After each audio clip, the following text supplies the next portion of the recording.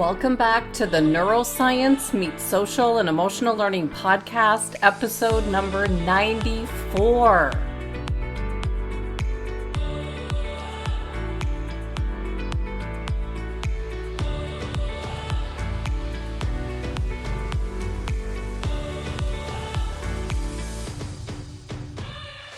With personal trainer and fitness model, Jason Wittrock. I first found our next guest, Jason Wittrock, late 2016-17 when I was searching for answers with my diet.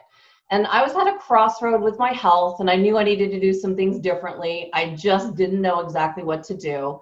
And some of my friends in some online groups were talking about how they were drinking keto coffee and experiencing health benefits like increased energy and weight loss. So I went to YouTube and I typed in how to make keto coffee, and Jason Wittrock's video came up called Keto Coffee, and my journey began here, taking my health to a whole new level, and I've never looked back. And I'm sure there's thousands of other stories like mine.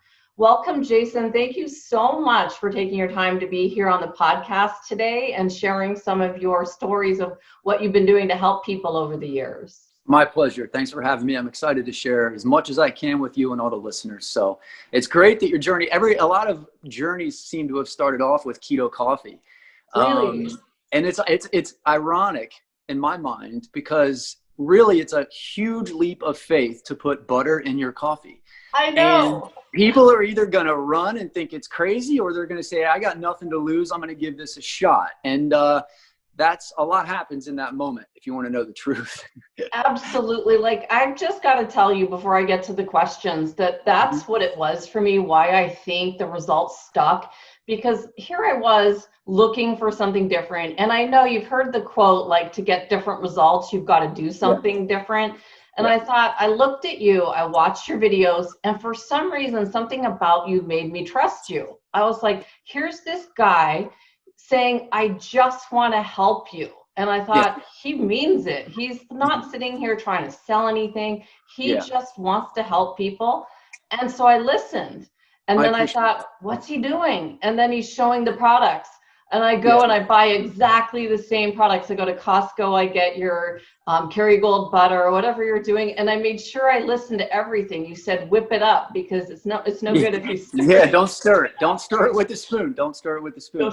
Yeah, that's great. It makes me feel really good to hear that, because I come from an industry that is quite the opposite of a lot of those attributes. So for me to be able to hear that from you makes me feel good. And so yeah, it's great.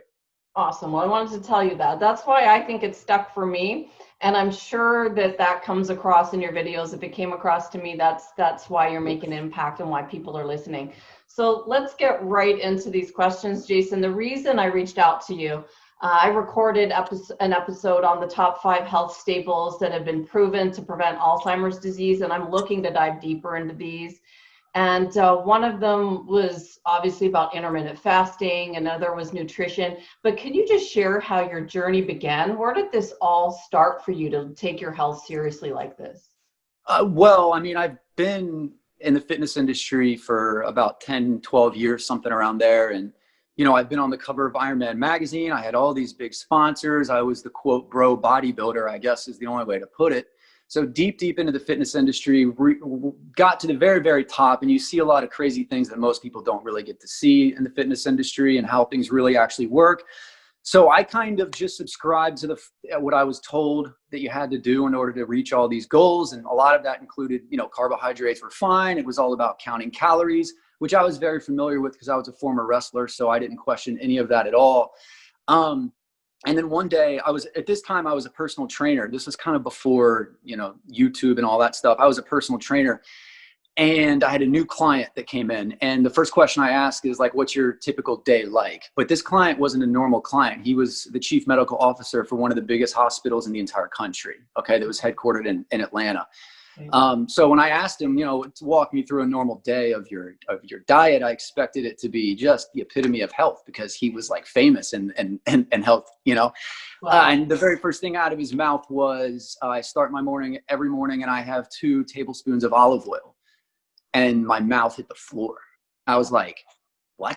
Yeah. Like, do you know how much fat is in that? Like, Yeah. why would you, there's 9 calories per table, per gram. Like, what are you doing? I'm like, so Absolutely. right then and there, I was like, but you can't question him because, you know, ordinarily it would have been like, yeah, you're crazy. We're not doing that. But I had to all of a sudden listen, and I was forced to listen because you know, who he was.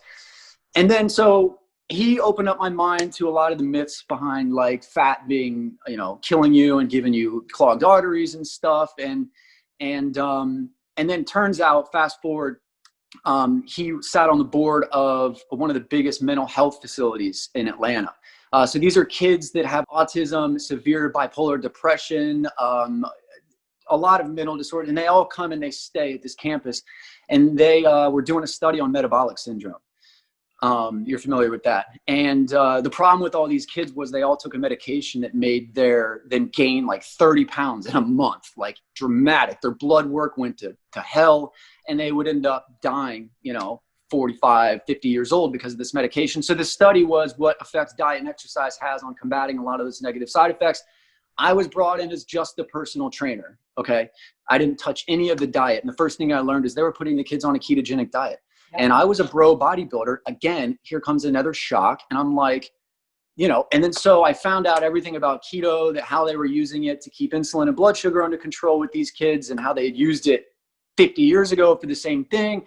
And it just all clicked, that you lower the carbohydrates, because everybody in my industry knew that if you want to get on stage, you want to get on a cover of a magazine, you have to cut the carbs in order to get like into that peak condition. So I already knew carbs were bad. But the big revelation was that fat was actually healthy. And that took a little bit of time for me to get over. But to see the result of the study was they saved 10 years off these kids' life.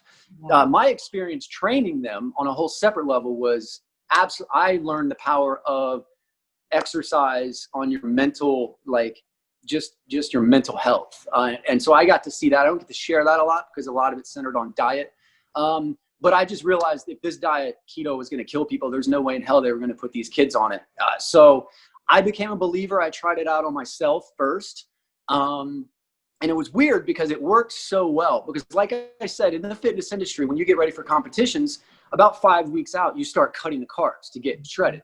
Problem with that is you feel like death and you can't sustain it. And you understand why, because you have to replace the carbs with fat, but everybody in my industry was afraid of fat. Okay. Right. So you end up just becoming a skeleton. You can't stay there for very long. And I found the Holy Grail, because I can cut carbs. My wife can stand to be around me.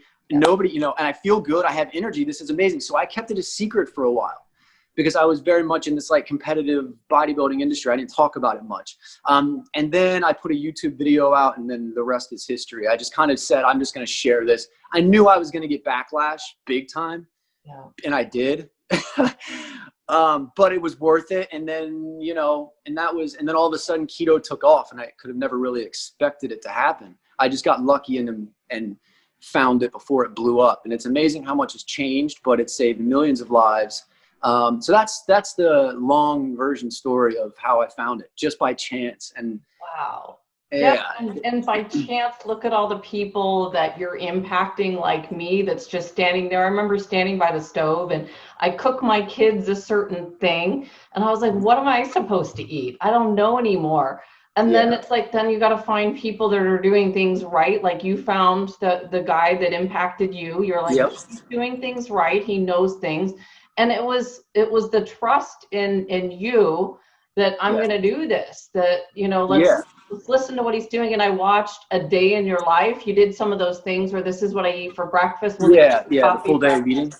Yeah. You know, And I really appreciate that. And I think that's amazing, because, you know, when you film YouTube videos, you don't really know, you don't know who it's going to touch, who it's going to affect. Same thing with like training somebody. You never know, like they could get results and then go help thousands of other people. So that's always the biggest hope that I have, is somebody like you's going to listen to it, and then look at you now. You've taken it, you made it your own, you're helping people around the world. And that's cool.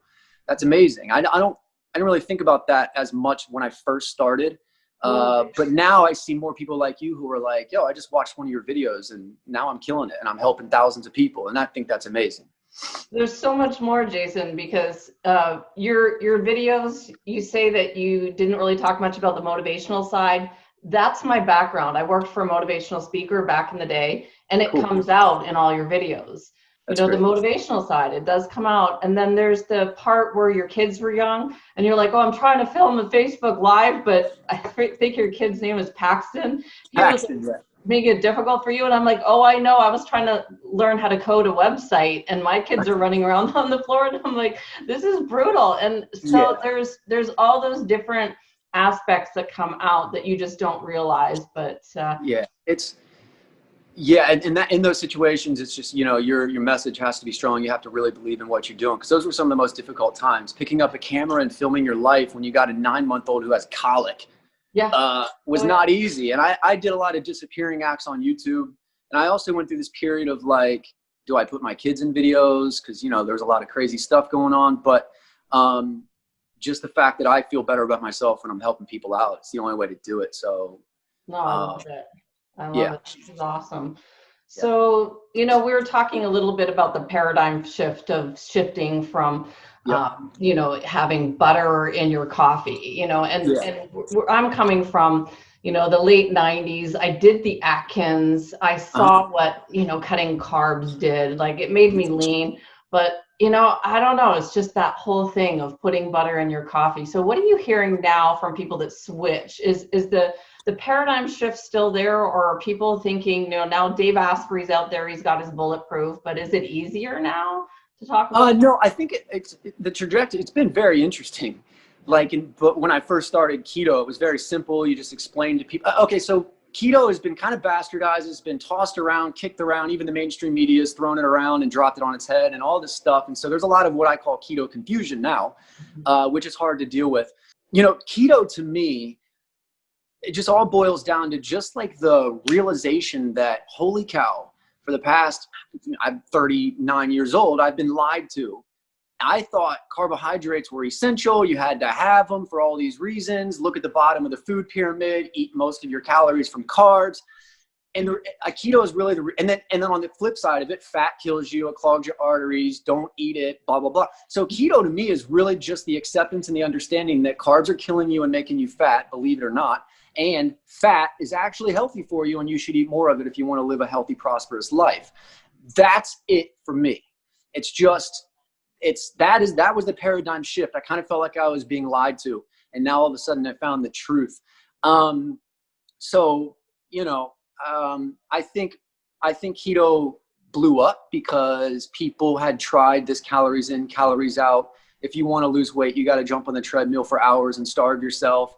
And they finally were like, okay, well, I've tried everything there is. I might as well I got nothing else to lose. And they try it out and it works. But much like every other diet though, sticking with it is really the most important thing. But it's, it's been crazy to see keto, the rise of it. And so I don't know. I mean, I have to keep preaching. A lot of people in my industry, it started going down. The trend started going down. People started to become more afraid of it, especially after mainstream media hit it. And it became harder and harder to get people to do it, believe it or not. But I don't know any other, it literally to me is the holy grail of health, of diets. Now you can make it your own, of course. There's no one right way to do it. You can mix in intermittent fasting. Some people go the carnivore route. Some people, there's all these different offshoots, but it's the truth, and so. How hard is it for people to figure out the macros? I think that's what I discourage. It's impossible. Really? Okay. Yeah, it's impossible. Right. It's impossible. Okay, cool. Because when I first started, I used MyFitnessPal and I tried really hard and I was just doing moonshoot guesses. You don't want to get me started on this, but go ahead. I spent a lot of time on these numbers, and then with time, to sustain this, honestly, I've had to play around with the carbs a little bit because, cool. Like you said, I could be a little bit crankier, and I just know, cut my carbs out. Totally, I'm cranky. Add a little bit more in.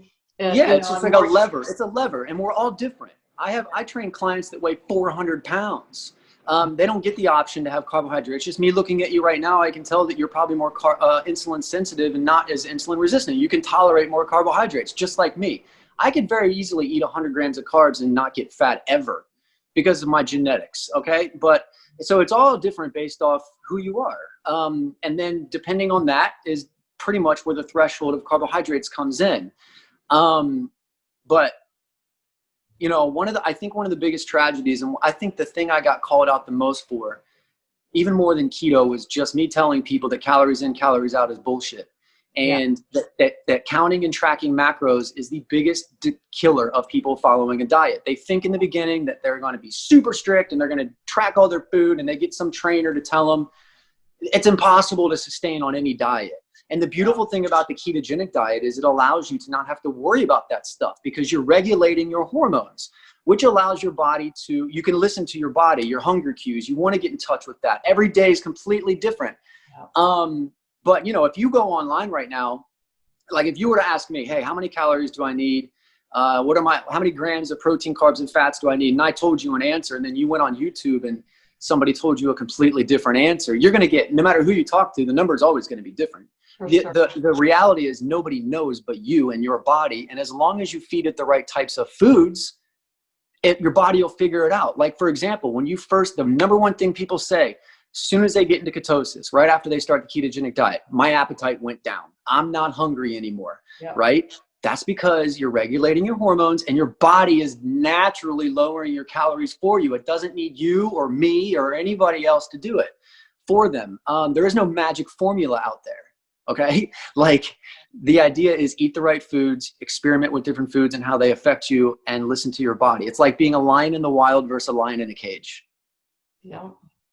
And too many people get obsessed with the numbers. I can't even tell you how many people come to me now and they want to be let out of the cage. That's it. That's all they want, because it's not sustainable to be in the cage.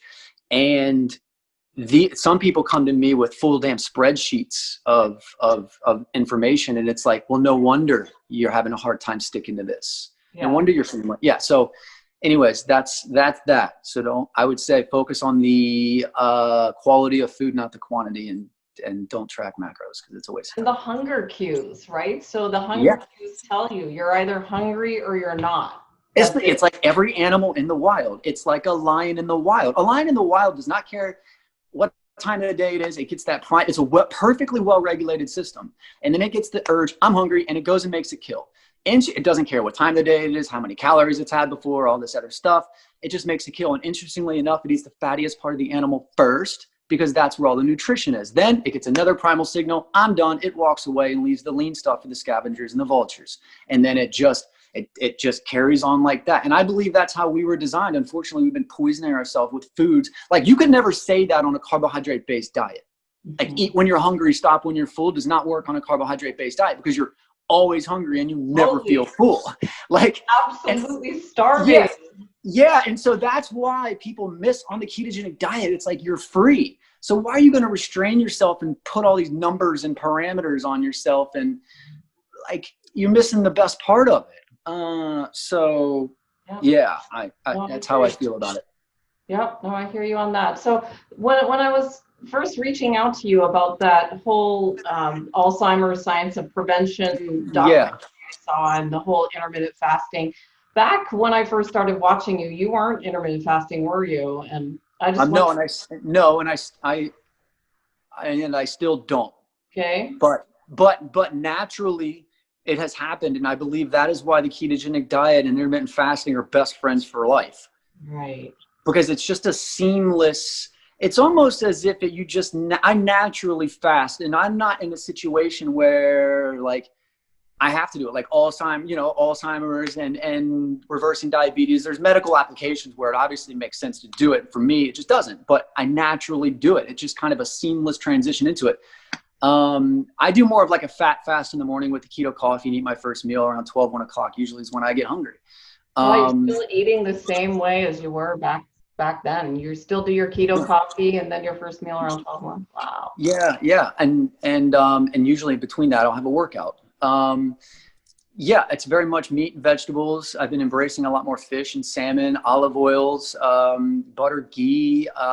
Meat and vegetables is the ticket for me. And then adding healthy fats with like things like olive oil, huge fan of olive oil, and avocados, macadamia nuts, and things like that. So that's the other thing I think keto went wrong, is everybody's like, oh, it's a high fat diet. I got to start eating butter off the stick and like drinking olive oil. And it's like this super high fat. I don't think about it like that. It's just, I know where the fatty foods are. It's interesting. Back in the day when I started getting clients, I realized that people don't have a damn clue what foods are high in fat because they've avoided them their whole life.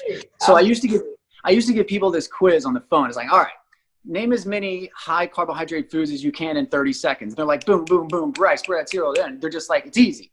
Then I'm like, okay, name as many high fat foods as you can in 30 seconds. And they're like, butter, like they don't know. They just simply, so I've identified where the healthiest high fat foods are, and I eat, and I just kind of, I focus on the fat, and that's kind of where it's at. So that's always how I go about my day. Love it. Love it. So let's just be devil's advocate here, because I got questioned from my doctor when I first started doing the diet, what's going to happen with your blood levels? And I've been tracking it since 2018. Do you ever hear, is anybody concerned about this? What do you think? I think it's, it's a whole nother rabbit hole, unfortunately. Jimmy Moore's talked a lot about it, the cholesterol and how the misleading test and what you should really be focusing on. And a lot of these indicators that you were told were important, now they're all of a sudden not important. I just believe in the fact that I feel better than ever. Yeah. I see my clients losing weight, and my clients still to this day. I just had a client the other day, like, I'm losing a ton of weight, and I just had a friend reach out to me and say, keto is going to kill me.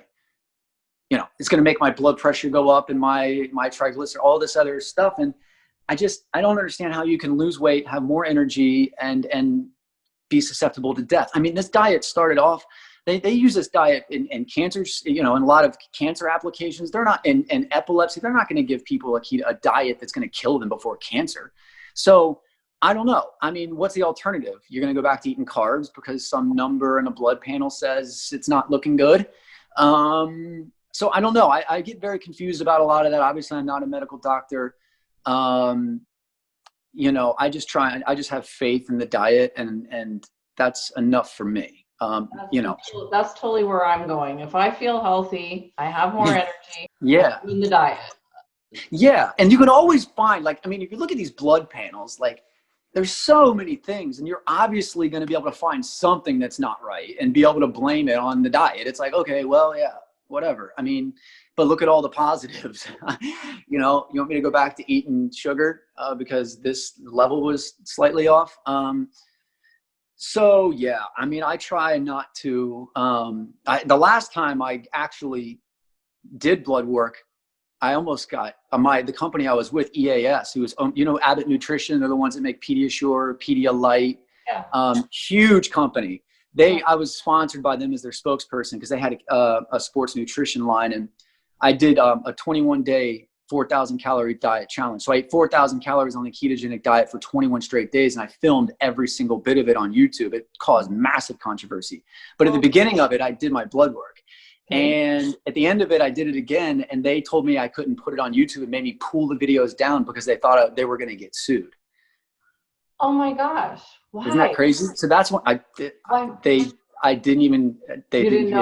just said, don't even do it. Wow. Because something could be wrong in the blood work, and then they could be sued because I'm taking their products, promoting a ketogenic diet, and somebody could say, oh, but look at, and then telling it. So that's when I was like, okay, screw the blood work then. Yeah. I feel great. I'm not going to get sued over sharing my blood work. I'm good. So anyways. I love that answer. And that's kind of what my doctor said to me is we're not too concerned about, we're more concerned about now health is more the subjective answer. How do you feel? Are you alert? Are you focused on your work? Those are the questions that they want to know. If these tests never existed, how you feeling? How you looking and how you feeling? That's what, and that makes more sense. And that's the obvious answer. I also think that, so a lot of people in the fitness industry, fitness models, although I hate that term, but it's okay that you used it. I don't like to look at myself like that, but a lot of people in my industry, my peers, they really had a hard time with keto because they saw it working. And they realized that for the past 5, 6, 7 years, they've been telling clients to do the opposite. And now all of a sudden their clients are coming to them like, yo, I saw this guy, Jason, what's he talking about keto? Why you got me on 300 grams of carbs a day? And it really caused a lot of problems with them because they couldn't go back. A lot of people in my industry, trainers and stuff, they couldn't go back and admit that, yeah, maybe I was a little wrong about this. Maybe you should eat the whole egg and not get egg whites in the carton. Maybe you should eat regular bacon instead of turkey bacon. Maybe you shouldn't be eating 500 grams of carbohydrates a day like I have you on. But they couldn't check their ego and go back and say, perhaps some of this is true. They were just steadfast, like, nope, that guy's an idiot. He's trying to kill people. I think doctors fell in the same predicament where they were like, I can't really go back 20 years of saying it's just all about calories and a calorie is a calorie. I can't go back on that. Right. So, and I see it happen all the time. My clients get amazing results. They go to the doctor and doctor tells them that they're doing the dumbest diet on earth. Yeah. But now it's coming out. There are doctors that believe in it, that see the benefits of the brain. Of course, but it's few and far between, and they should be embraced and they should be celebrated because they checked their ego at the door and they weren't afraid to try something new. They did their own research instead of just writing it off of, let me just scare this person because their cholesterol went up a little bit. So that's a perfect opportunity for me to tell them that I was right and keto's wrong and go back to what I told you to do. Yeah. It's sad. Yeah.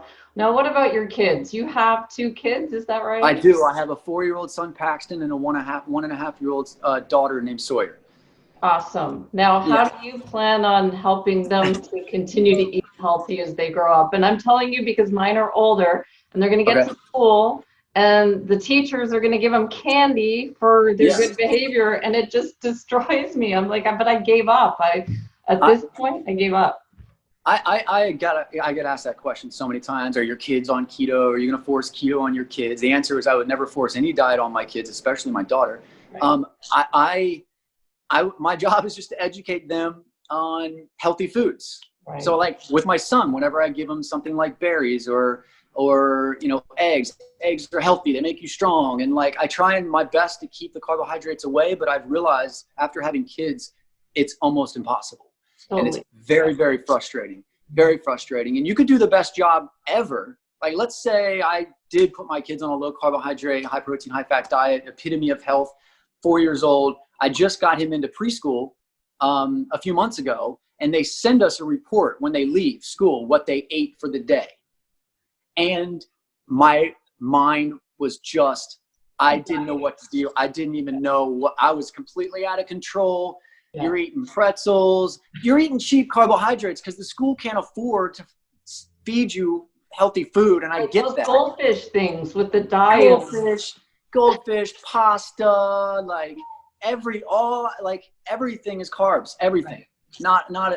And if there's protein, it's probably the cheapest. Chicken nuggets. I mean, nothing wrong with chicken nuggets as long as they're, you know what I mean? But like, it's so you lose control and you feel like, oh my God, it's only going to get worse. I remember myself in high school, the options were like pizza, fries, like hamburgers. It's sad. Yeah. And I think, to be honest with you, when you look at the huge rapid spike in childhood diabetes and obesity, I think a lot of focus needs to be put on that. I know it's a monumental task. A lot of times I'm like, man, I should just focus on kids. Like I should just switch everything and just start talking about helping parents out with kids and help, and all that stuff. Cause I feel like if you're going to really get us out of this pandemic of childhood diabetes, and you got to really focus on them and strike while it's hot. But it's hard because I was one of those parents that my kids had never gone to McDonald's, right? So all their friends are at school talking about McDonald's fries, and they look at me and they're like, well, are we ever going to go? I'm like, not on my watch. I just can't do it. And then you're the bad girl. You're the bad mom. And then all of a sudden it's like you're depriving them and their friends get to do it. And, but yeah, it's interesting. I'm just the crazy lady. So I make my husband take them for fast food and I'm just like, still tell me about it. And they're like, don't tell mom we had 2 sugary drinks. I'm like, what? How old are your kids? So 11 and 9 now. So they're, and they both do competitive gymnastics. So they train pretty hard. School, they go straight to their sports and they need fuel. And so I'm bringing in the car fuel and I'm going, here's some carrots and celery. Do you want it? They're like, yeah, no, that's all right. And I'm trying. It'll make sense to them one day down the road. Yeah. You know what I mean? Like I say a lot of this stuff with like, I have people that start keto and nobody else in their family wants to do it. And they all think they're crazy and all this stuff. And I'm like, trust me, they're paying attention. They might tell you you're crazy now. The time is not, it's all about timing. Right now, they don't feel like it's necessary. Right. Necessity governs the world, right? Mm-hmm. You only do what's absolutely necessary. Your kids don't think eating healthy is necessary right now, but they will remember the lessons when it all of a sudden becomes necessary.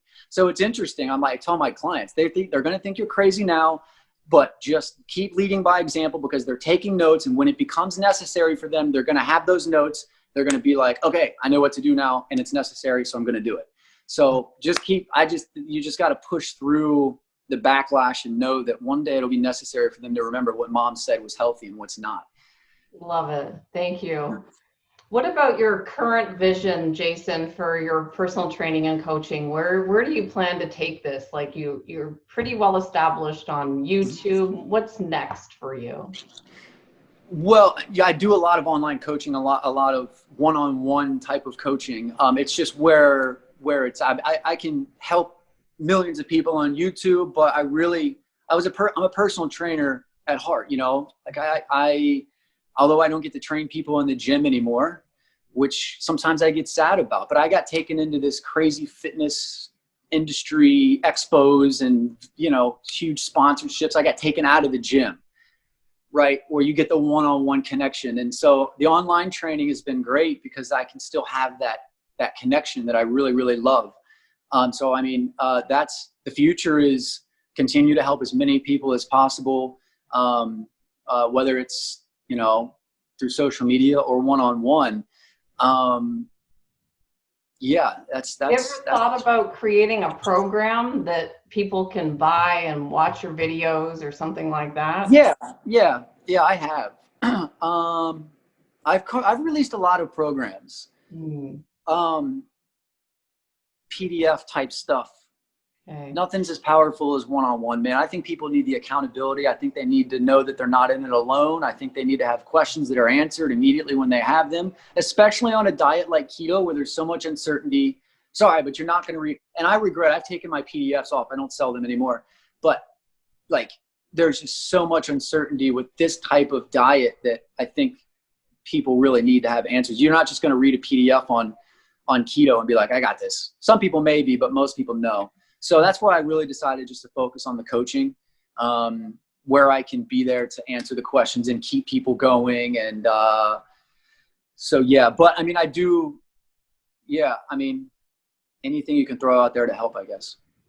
Yeah, I heard you once say this and it really stuck, so I can see why you would want the personal connection with someone. You said you can't blame the butter for what the bread did. And it's so true. It goes back to, like I said, it's the realization that, oh my God, we were lied to. We were taught the butter kills you and makes you fat and that bread is okay. And that nobody even, it's like, gotcha. It's madness. And then you look at all the craziness of the big food industries. And I'll tell you, that's why the government and the big food companies want you to focus on calories.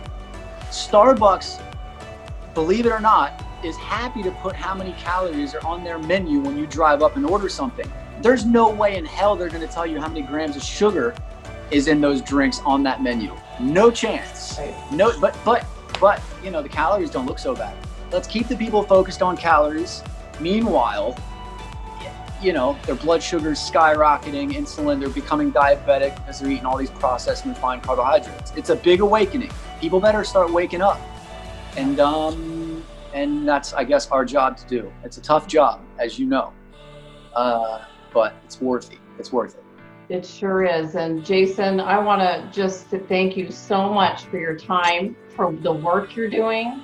I'm so grateful to have found you. You've impacted me and thousands of other people around the world, and the change has stuck, and that's unusual. So keep going.